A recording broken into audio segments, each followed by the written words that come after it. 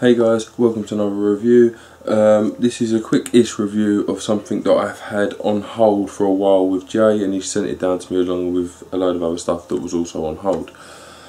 So that's what we're doing today, doing a very quick review of the TOBH or the TOBH Atty clone from Jayz. Now what's been going on is Jay and Grant, and to some extent a few other people as well, have been arranging little group buys of, you know, certain Atties, certain mods, certain bits and bobs, batteries that, you know, everyone might want to get hold of, and they're doing it to get really good prices. So they're doing big group buys, they're doing all the hard work, they're getting it all imported, they're charging their price for it, but it's a very, very fair price, and they've been distributing it through the group, and obviously everyone's getting their stuff, they're getting it very early, and they're getting it at a banging price. So obviously head on over and check out some of the stuff they've got, got loads going on at the minute. That's what I'm doing. So today I'm doing a TOBH 22mm Atty. Not particularly new, most of you will know about it, you might just want to know what I think about it, but that's what we're going to do. So I'm going to chuck it down onto the little beach chopping board situation thing that I've got going on down there that I made a while ago, for you to have a little close-up look of it, and then obviously come back up to me and have a nice little flappy doogan. What's going on, guys? A quick up close of the TOBH or the TOBH, however you want to pronounce it. This is what it is. So I mean, first of all, let's have a little quick look. Actually, first of all, let's have a look at that. Dingle Dan, lovely stuff from Jayz. So yeah, a little personalisation going on there. Right, now a box is a box. We've got some relevant markings on there, and that's about it. You know, you've got a little arrow in case you didn't realise that bit was for pulling it out, but that is what it is. A little viewing window in there. Nothing particularly special about the box, but it is a box that's nicely presented. We're going to the spares first of all. Now what we've got in here isn't loads, but it is a bit of silica with some nichrome, I'd imagine is around there. 5 wraps either side, 6 wraps either side maybe. No idea what resistance is, but I'd imagine they're probably 2 ohm cores, so 1 ohm build, you know. And then you've got a little Phillips head screwdriver dingle dangle in there, just for those of you that would need / want it. So there you go, it's in there, ready to rock and roll. Other than that, you've got your TOBH, and that's about it as far as the box goes. So I'm just going to stick that back in there for now, plonk that there, lovely stuff, and bring her over here. Now, TOBH itself, let's start off on the base. TOBH mods V1 2014 817. Not the best engraving I've seen, could do a little polish up. There's a bit of a sort of overburn, don't know how visible that is on camera, but it's there. 510 connection, standard stuff, and then insulated, obviously, central pin. Centre pin is copper by the looks of it to me, depending on what light you have it in. It's kind of a tricky one, that, but definitely looks like copper to me. Now, you can unscrew this. I wouldn't call it adjustable though, and I'll show you why. Okay, so actually, I'll tell you what to do. Drip tip. It's quite a funky looking drip tip. Sorry about the camera work. Quite a funky looking drip tip. Nothing wrong with that whatsoever. Standard stuff, fits in there quite nicely, and any other Atties I've tried it in. So drip tip, simple stuff. Then we've got this top cap section. Now massively welded in order to give you space for your positive contact here. Sorry for any reflectiveness of the camera. And that just O-rings on there. Nice fit, not too tight, not too loose. Fits on every time. Now, as you can see, as I say, massive weld situation going on there. This helps heat displacement, as does all of this going on here. Alright, now you've got your central tube there. All of these sort of fins, I want to call them, are for heat displacement. So obviously we're talking a low-res Atty with in mind, or low-res builds in mind for those who want to use them, especially. Standard 510 drip tip connection. Everything I've tried and it works, and it's been spot on. So, you know, no big issues there.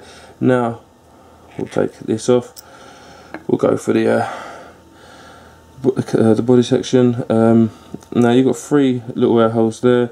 Now to me, I mean, I haven't measured these to be honest with you guys, and I haven't got anything capable of measuring anything that small to be honest. I'd say 0.7, 0.8 of a mil, around that. On the front you've got, you know, your engraving, your marking, whatever you want to call it. 3 more rails on the other side, and that will be back strength. I've really got to get back to this fucking camera stuff. Sorry guys. Right, so you've got so your laser marks, your air hole, nothing else really. It's very simplistic this. Obviously your labelling goes one way, and you've got a little well as well just in there to make sure you put it in the right way, guys. Just about see it there. The interdeck. Now the reason I said about this 510 is because I'm not going to, but if I was to undo this 510, basically immediately slacks off that entire central post, which isn't a good thing. So I don't want to say it's adjustable, but to be honest with you, looking at the amount of give you've got on it, I don't think it needs to be adjustable. you've got your standard 3-post setup. Okay, so negative, positive, negative, and obviously 2 through there, 1 through each of those. Now you have these extra blocks here. Now what that's for essentially is if I stick this over this like this, I don't know how well you're going to be able to make out the inside. You might just be able to get away with it, hopefully. So if I just push her out again because it's a bit stiff, it's not lubed up. If I sit this like that, you can see the 3 air holes there, quite clear, and they're going to come in here, airflow across there, across your coil.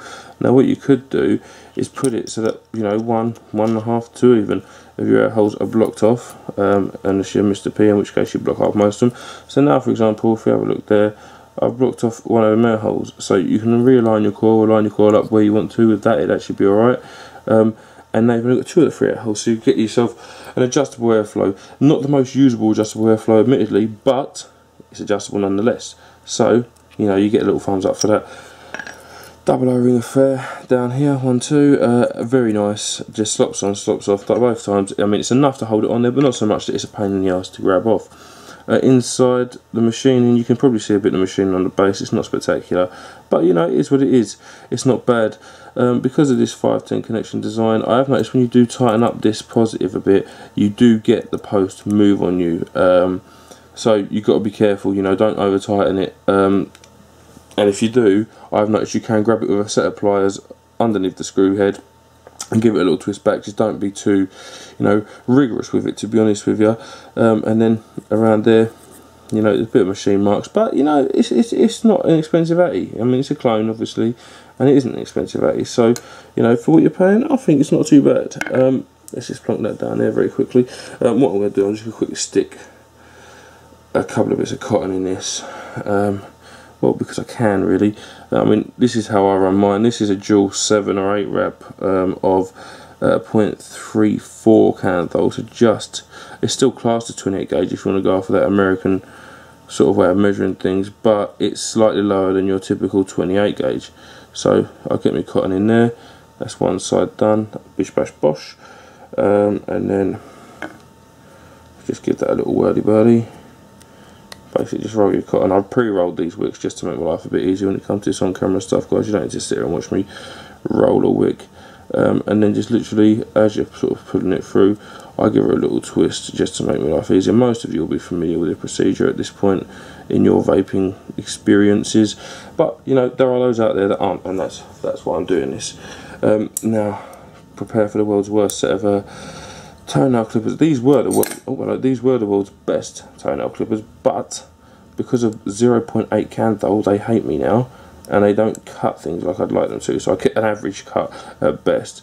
So you know, this is what I do with my drippers anyway. I give them a little snip. I always cut the back slightly longer than I would cut the front. Most people would cut the front right to the coil. I don't tend to do that. I cut the back sort of just outside of the wall, a little straggly bit like that. It's going to make a big deal. And I'll cut the front a little bit less, you know, like that. And for the reason for this will be explained momentarily. So then what I would tend to do is lift up here and tuck under. This is a lot easier with e-liquid on, so I may introduce some e-liquid in a second. But lift up here and tuck under there. You don't want anything under that coil. You want that coil to have space. Same on this side. So I'd lift up the back and just sort of tuck her under, make a nice little sort of ball of cotton there, and then I bring this up and over like that. Okay, again, I don't want it to be touching the top of this coil. Sorry guys, I don't want it to be touching the top of this coil here, purely because you'll be restricting what's happening there. But if you can get, you know, so it's joining all the way around, you will dry out evenly, you know. Even, you know, the best dual coils don't always pull juice at the same rate. I'm going to stick some juice on this, it might make it a bit easier. What I've got today is some incredibly funky moose juice, Blue Moon. So yep, have a little go at this bad boy. Just give her a little prime. If you're wondering, guys, this is an incredibly blue e-liquid, and yes, it does contain colorings. It's a coloring gel, food safe. If you're not into colorings, then I'm sure you can ask for it without it. These are custom made. If you are into colorings, personally, I just love the fact it's bloody blue. I don't really care about anything else. So I mean, doing it this way, this does hold a fair amount of e-liquid. I've noticed that like all drippers I build in this, man, and it isn't just this.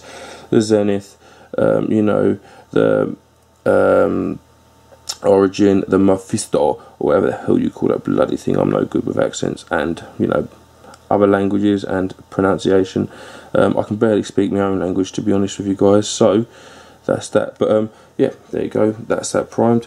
Review of this juice will be coming, guys, if you're interested.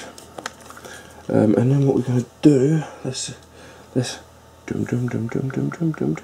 stick it on this. A review of this is coming as well, guys, if you're interested. And for those of you that are interested, sweet. If not, then please feel free not to watch. So there we go. What we've got, this is a undervolting Tobe. Let's get the watts right up on this. 0.7 ohm coil. Let's just whack it straight up to 30. 4.4 volts, and you know, it's doing the business quite nicely. And to put it back together, I mean, I pretty much run all my Atties with the airflow wide open, because they all seem to go on the same kind of airflow on these. So, you know, line up your air holes, spot on, a lovely jubbly. Might be slightly too over on there, but we'll give it a go. And then just literally a case of top cap back on, drip it back in, and then we are backed up to me for a lovely little vapory Dugan. Right, guys, welcome back up. Obviously that was a very quick, you know, show and show, just to let you know bits and bobs, and so you can have a proper look at it, to be honest with you, more than anything else. Excuse the background, I'm kind of working on different ideas at the minute. You probably noticed I'm tinkering with bits and bobs, and this is just an idea that I had. Basically bought a nice bit of fabric and everything, just to see how it looks. So yeah, we'll see how that goes. If it pans out, we'll stick with it, otherwise we'll move on. But I'm going to have a little vape on it, to be honest with you, because I want to.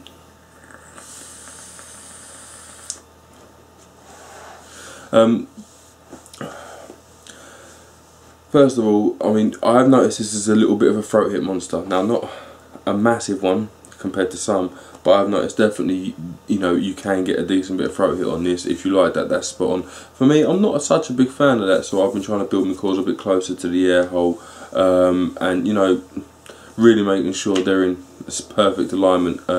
Even still, I'm getting a bit more throat hit than I'm used to, and possibly than I like.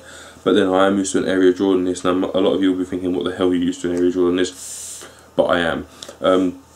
So that's kind of one impression I got of it. I mean, other than that, I mean, I've had an occasional leak out of it, you know, when you overfill it and you put it onto its side and God knows what else. But in general, it's a fairly simple dripper to use. You know, it's like a 22mm IGO W, to be honest with you. That centre post thing is a little bit annoying, where it does do a little twist when you put your build in, and that can be very frustrating when you think, I've got one coil perfect to move on to the next one. You screw it all down on the centre and they've both then moved, and you've got to move them back and then retweak them. But it's not too bad, depending on what coils you're using. If I was using silica and Ganto or Eco, I'd be pissed. But because it's micro, you know, you sort your coils out before you bother with a wick, so it's not too bad with a micro coil. I've tried a couple of different builds in this. As I said in my video of my preferences, I think the micro coils perform the best. This is a 0.7 30 watts, and that's doing me just nice. I mean, this is a 12mg juice, and it does kick my ass at times, but I found the vape to be very nice. Now with dual coils, I tend to find they never hit like their single part, you know, the single sort of coil equivalent, if you like. So if I vape at a 1 ohm single coil, you think, well, I want to vape at a 1 ohm dual coil, and you don't. I tend to find if you vape at like a 1 ohm on your day-to-day sort of standard vape on a dripper, you want to go down to like 0.7, maybe even slightly lower, 0.6, to get that same kind of vaping experience, but you do get more vapour and so on. So I mean, there is advantages to that. I mean, still doing single coils, that's a disadvantage with this, to be honest with you, is it isn't single coil capable. You know, you can't put singles in this. I mean you can put single coils on anything, but you can't do it without, you know, it's not made to do it, basically, is what I'm trying to say. Because I mean, let's face it, you could just block off. Let me just see if I get my air holes right. You could just block off one side of these air holes and run a single coil, but would you want to? I wouldn't, to be honest with you. I like them to have that option as standard, and I think we're in a position now where the stuff should have this option as standard. That's just my view on it anyway.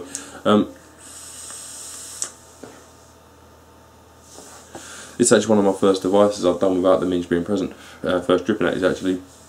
The format's going to remain the same. Sorry guys, I need to have a quick drink.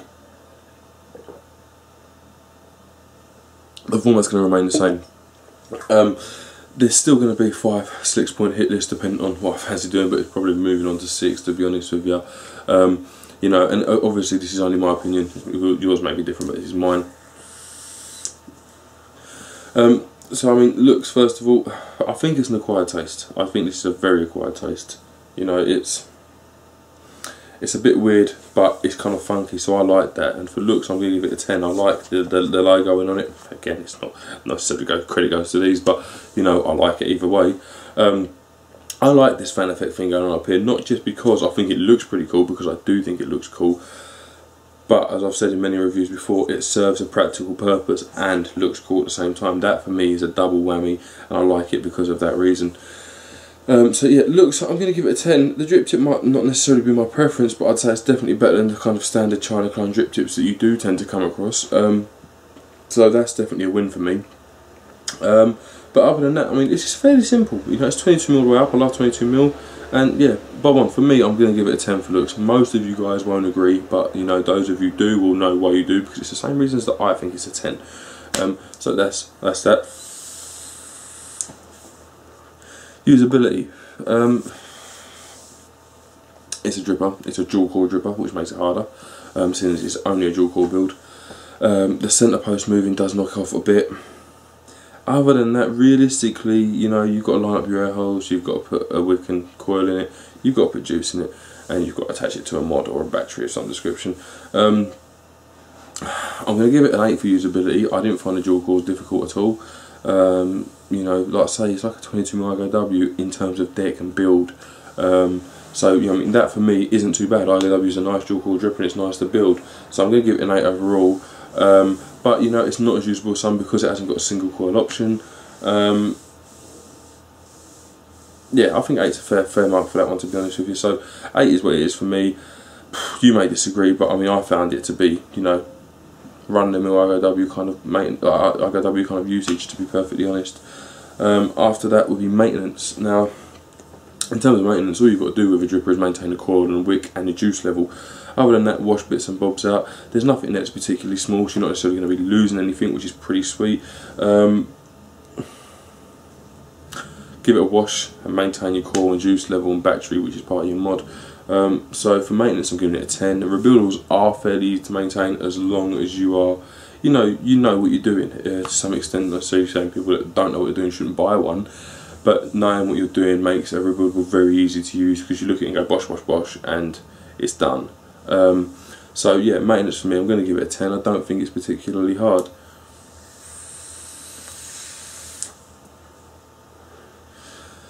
Flavour and vapour.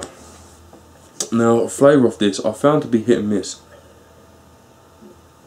as is with the throat hip. Not that it 1 minute is fine and it's not. If it's fine, it's fine. If it's not, it's not. It's one of them ones. But you know, that's to do with where your core location is. I find that's quite important with this, because you know, them cut-offs that allow you to reduce the airflow, they're quite far over to the centre post. So you've got to place your core correctly depending on what airflow you require, and that, you know, to some people will be a bit alien. You know, bringing your core forward, taking it slightly over to the right or the left, compared to, you know, you just sort of just chuck it in usually and line up your hole and away you go, because the reduction's done by a sleeve or it's not there at all. This is definitely, having it's definitely better than not having it at all, for sure, in my book. But you know, it's not always the case.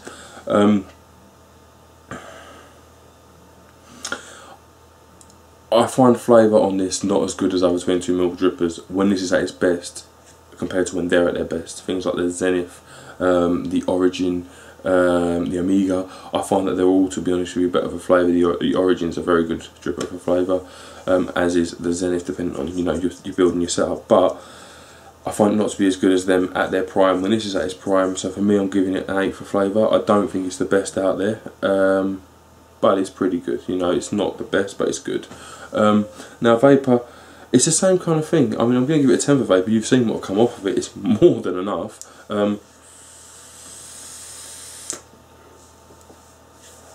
But I've had more. You know, it's just, I'm going to be honest with you, the Vapor is a 10, no two ways about it. It can be a 10. That's not even a, I mean, that's not a stupid build. You could go more stupid, but I find anything lower than a 0.6, and I really want a bit more airflow for them big clouds. If you are a chaser, and if you've got a Tobe, you probably are. And I find anything lower than 0.5, 0.6 feels like it needs more air, and I can't get it. But Vapor's definitely a 10, so it's spot on for that.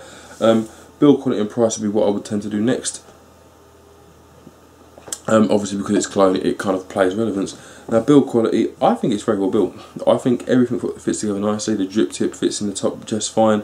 All the pieces fit together just nicely. The screw threads on the little tightening screws are fine.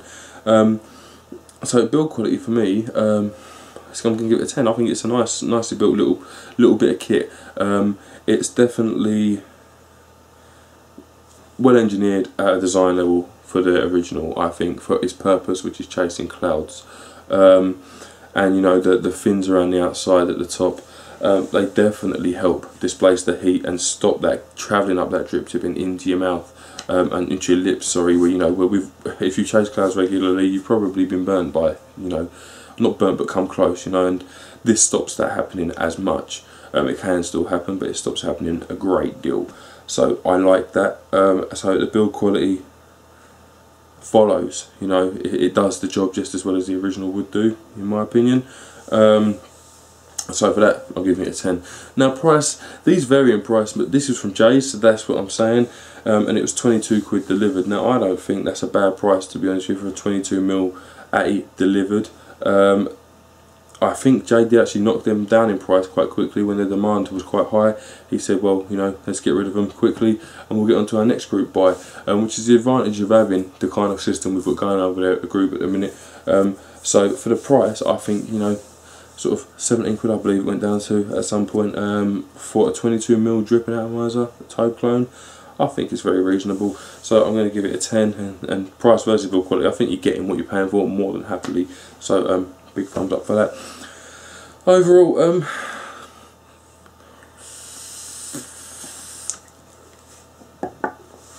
now I'm going to give it a 10 overall, a reserved 10, but a 10 because I think it's good value and I think it's got a unique look that nothing out there really has got. So I'm going to give it a 10 overall because of that. It's a little bit different, you know. The airflow is more than enough. It would be a nice, if you had it on a 1-ohm coil, on a mech, you'd be happily puffing away on a decent vape with a decent flavour and it wouldn't be no problem. I do believe there's better out there. I'm not going to lie about that. I definitely believe there's better out there. Sorry, just slapping myself there. Definitely think there's better out there. But I own this as well as others, and I like to have the variety. There are certain things that this can do that others can't, you know, and definitely resisting that heat to the drip tip when you're chasing cirrus clouds is one of them. Now I've seen these Tobes where people have sort of designed them for cloud comps and they've had holes drilled all the way around them and God knows what else, and there's a reason they use them. There is. I find the conductivity is pretty good as well in the dripper for your coils, and again that sings its praises as well. I'm going to give it a 10. I like it. I do like it, and it's I think it's going to be one of them things where you either do or you don't, and if you do, you'll use it regularly. If you don't, you'll chalk it up to experience and probably trade it on. But if you're looking at one and you kind of like the idea of what's going on, then definitely get one. It's a not bad build. It vapes really well. You can get some decent clouds. I think it looks pretty cool. I mean, on the Hannah, I've had it on some brushed stainless steel mods. I mean, it is a kind of a brushed-ish effect, and I think that is only going to work really with a brush-ish effect mod. I don't ever think, you know, polish and brush goes well together, but that's just my personal opinion. But yeah, no, I mean, if you like the look of one, definitely head over and get one if you want to have a look at Jayz or whatever you're looking at. But I mean, I would have a look at the group buys that are going on in a minute anyway. We've got some seriously cool batteries and Mephistos and pennies and Pegasus and loads and loads of Zeniths and Hannah clones coming out of our ears on that group at the minute. If you don't like clones, then fuck off basically. It's up to you, but you know, we don't mind them, so it's one of them ones. Other than that, guys, I'm done here, to be honest with you. Thank you very much for watching. I have been Mr. P, and I shall see you soon.